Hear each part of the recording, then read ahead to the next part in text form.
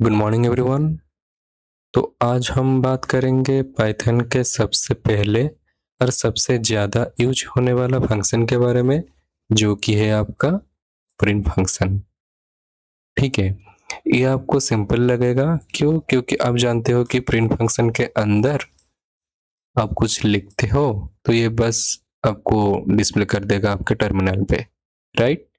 लेकिन आज हम क्या करेंगे, आज हम प्रिंट फंक्शन को इन डिटेल में जानेंगे। ठीक है, तो उससे पहले हम प्रिंट फंक्शन का सिंटैक्स देख लेते हैं, जो कि पाइथन में डिफाइंड है। ठीक है, तो इसका सिंटैक्स क्या है? तो ये है प्रिंट फंक्शन का सिंटैक्स। तो इसमें 5 पैरामीटर्स हैं: object, shape, and, file and plus. ठीक है, ये 5 पैरामीटर्स हैं, तो इसके बारे में आज हम पढ़ेंगे। ठीक है, तो सबसे पहले हम सिंपल प्रिंट फंक्शन के बारे में पढ़ेंगे, जो कि हम ऑलरेडी देख चुके हैं ऑलरेडी, फिर भी मैं दोबारा आपको बता देता हूँ कि जो सिंपल प्रिंट का मतलब क्या है। पहली बात तो ये जो प्रिंट है ये एक बिल्ट इन फंक्शन है। ठीक है, बिल्ट इन फंक्शन है जो कि पाइथन के अंदर डिफाइंड है। बिल्ट इन का मतलब ये है कि डेवलपर्स लोग जो हैं वो पाइथन में ये डिफाइन किए हैं कि प्रिंट फंक्शन के अंदर आप कुछ भी लिखते हो तो वो प्रिंट करके आपको दे देगा टर्मिनल के ऊपर। ठीक है, तो इसीलिए इसको हम बिल्ट इन कहते हैं। ठीक है, सो जो सिंपल प्रिंट है इसको हम ऑलरेडी पढ़ चुके हैं कि प्रिंट फंक्शन के अंदर हम कुछ भी लिखते हैं वो हमको आउटपुट में दे देगा। चाहे आप स्ट्रिंग लिखो, स्ट्रिंग का मतलब ये जो डबल कोटेशन है इसके अंदर आप कुछ भी लिखते हो इसको हम स्ट्रिंग बोलते हैं। ठीक है, आप स्ट्रिंग लिखो या फिर आप कुछ नंबर भी लिख सकते हो, इसको भी प्रिंट कर लेगा। या आप कुछ डेसिमल वैल्यूज भी लिख सकते हो, इसको भी ये प्रिंट कर लेगा। ठीक है, तो कहने का मतलब ये है कि प्रिंट फंक्शन के अंदर चाहे स्ट्रिंग हो या नंबर हो या डेसिमल हो या कुछ भी हो, वो सब कुछ प्रिंट कर देगा। ठीक है, तो ये था प्रिंट फंक्शन का बेसिक आइडिया। तो अब हम जानेंगे कि इसके पैरामीटर्स के बारे में अभी हम पढ़ेंगे। तो इसका पहला पैरामीटर जो है ऑब्जेक्ट के बारे में, तो इसको हम अभी थोड़ी देर बाद में पढ़ेंगे क्योंकि ये थोड़ा ट्रिकी है।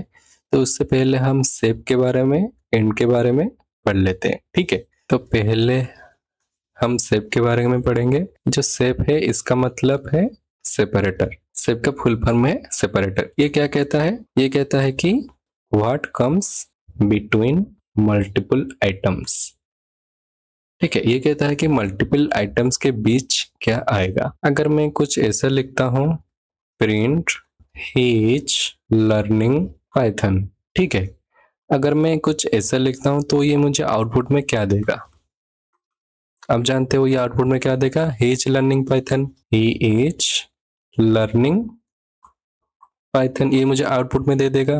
तो कहने का मतलब ये है कि यहाँ पे जो ही इज के बारे में जो एक स्पेस दिख रहे हो, या ईच लर्निंग के बीच में जो स्पेस है, या लर्निंग पाइथन के बीच में ये जो स्पेस है, ये कहाँ से आ गया?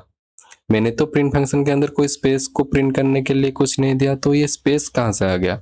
तो ये सेपरेटर पैरामीटर की वजह से ही आया है। ठीक है, सेप पैरामीटर का डिफॉल्ट वैल्यू है, आप देख सकते हैं एक स्पेस ही है। ठीक है, इसका डिफॉल्ट वैल्यू स्पेस है। ठीक है, जिसको हम ऐसे डिनोट करते हैं। ठीक है, यहाँ पे आपका एक ब्लैंक स्पेस है। ठीक है, यहाँ पे गॉट इट। तो चलिए इसको अभी हम प्रैक्टिकल करके भी देख लेते हैं। तो चलिए इसको अब हम रन करते हैं। रन करने के लिए पाई डेमो डॉट पाई एंटर करते ही आप देख रहे हैं कि यहाँ पे सेम ही आंसर आया। He is learning Python, he is के बीच में एक आपका स्पेस, इज लर्निंग के बीच में एक space, and learning and Python के बीच में एक स्पेस। तो ये आया आपका सेपरेटर पैरामीटर की वजह से। ठीक है, पर अगर आप चाहते हैं कि स्पेस ना कर कुछ और आए तो आप क्या करेंगे? आपको मैन्युअली डिफाइन करना पड़ेगा सेप इक्वल टू। ठीक है, अगर मैं कुछ लिखता हूं, लेट्स से हाइपन दे देता हूं, सेव करके दोबारा रन करता हूं। ठीक है, तो अभी आप देख रहे हैं he is learning Python, he is के बीच में एक हाइपन, इज लर्निंग के बीच में एक हाइपन और लर्निंग पाइथन के बीच में एक हाइपन आ गया। ठीक है, जो ही है, इज है, लर्निंग है, पाइथन है, ये क्या है, एक एक इंडिविजुअल आइटम है। तो ये जो मल्टीपल आइटम्स है, तो मल्टीपल आइटम्स के बीच में क्या आएगा ये डिफाइन करता है कौन, आपका शेप पैरामीटर। ठीक है, अगर आप हाइपन ना लेके लेट से मैं कुछ एक्सक्लेमेटरी मार्क्स दे देता हूं, ये भी आपको दिखा देगा अब यहाँ पे। Got it? शेप का मतलब अभी हमको समझ में आ गया। ठीक है, तो अभी हम क्या करेंगे, हमारा नेक्स्ट जो पैरामीटर है एंड को देखते हैं। ठीक है, तो अब हम पढ़ेंगे एंड पैरामीटर के बारे में। तो ये जो एंड पैरामीटर है ये क्या बताता है, ये बोलता है कि what comes at the end. ठीक है, तो ये डिसाइड करता है कि प्रिंट के बाद क्या आएगा। ठीक है, बाय डिफॉल्ट प्रिंट फंक्शन जो है उसमें हर बार एक न्यू लाइन ऐड हो जाता है। ठीक है, इसको अभी हम प्रैक्टिकल करके भी देखेंगे। तो चलिए VS कोड में चलिए प्रिंट फंक्शन लिखते हैं, प्रिंट हेलो, एंड एक और स्टेटमेंट लिखता हूँ प्रिंट का, इसमें वर्ल्ड लिखता हूँ। ठीक है, जब इसको मैं रन करता हूँ तो आप देख सकते हैं कि ये जो हेलो एंड वर्ल्ड है ये दो लाइन में आ रहा है। ठीक है, मैंने क्या लिखा, मैंने लिखा प्रिंट हेलो, देन उसके बाद प्रिंट वर्ल्ड। ठीक है, तो ये आउटपुट में क्या दिया मुझे, आउटपुट में दिया हेलो और नेक्स्ट लाइन में वर्ल्ड। ठीक है, आपको यहाँ पे डाउट आएगा कि ये प्रिंट और ये जो प्रिंट है ये दोनों अलग अलग लाइन में है, इसलिए जो हेलो एंड वर्ल्ड अलग अलग लाइन पे आया नहीं। क्यों? क्योंकि ये जो प्रिंट का स्टेटमेंट है, ये जो दोनों प्रिंट का स्टेटमेंट है, इसका इंटरनली क्या काम होता है मैं अभी बताता हूँ आपको।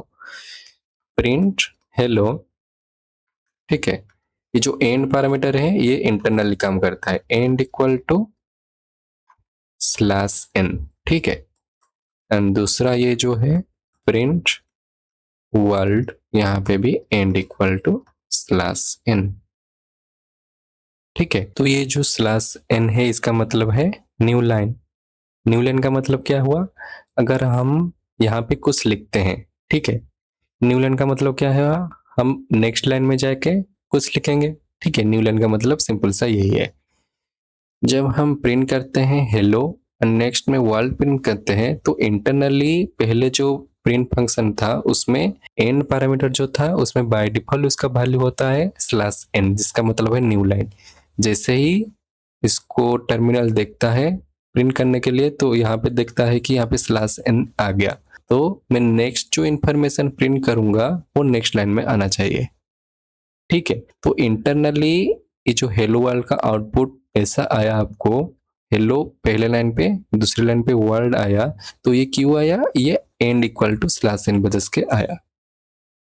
ठीक है, अगर आप चाहते हो कि ये सेम लाइन में आए, हेलो वर्ल्ड सेम लाइन पे आए, तो कैसे करेंगे चलिए देखते हैं। तो मैं यहाँ पे क्या करूंगा, अभी हेलो एंड इक्वल टू एक स्पेस दे देता हूँ।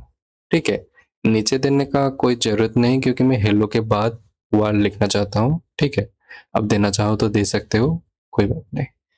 ठीक है, अभी इसको मैं जैसे ही रन करूंगा तो आप देख सकते हैं हेलो वर्ल्ड एक लाइन पे आ गया, पर अगर इसको मैं नहीं देता तो ये इंटरनली ये जो end equal to slash n है इसको ले जाता।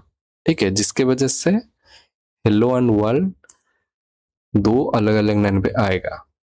समझ आई मेरी बात? ठीक है, तो ये था एंड पैरामीटर का मतलब।